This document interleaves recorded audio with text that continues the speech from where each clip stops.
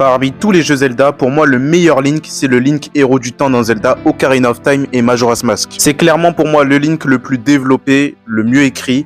Tu le suis quand il est tout petit dans le village Kokiri jusqu'à ce qu'il devienne grand. À la base, c'est un Lilien qui a été déposé par sa mère avant qu'elle décède au village Kokiri. Il a été recueilli par l'arbre Mojo. Mais quand Ganondorf arriva, il avait une quête, récupérer les 3 pierres ancestrales.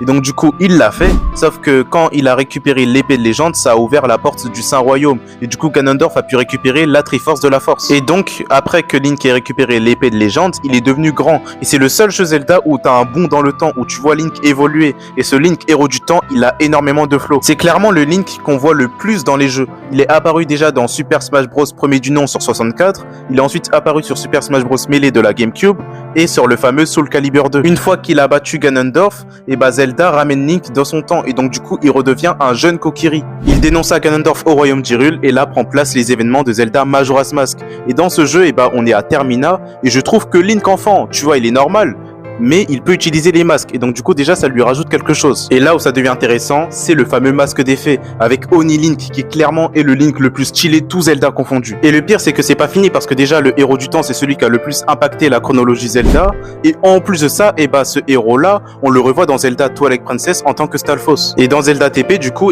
c'est le mentor de Link, c'est celui qui lui apprend la plupart des techniques. Donc c'est pour toutes ces raisons que selon moi,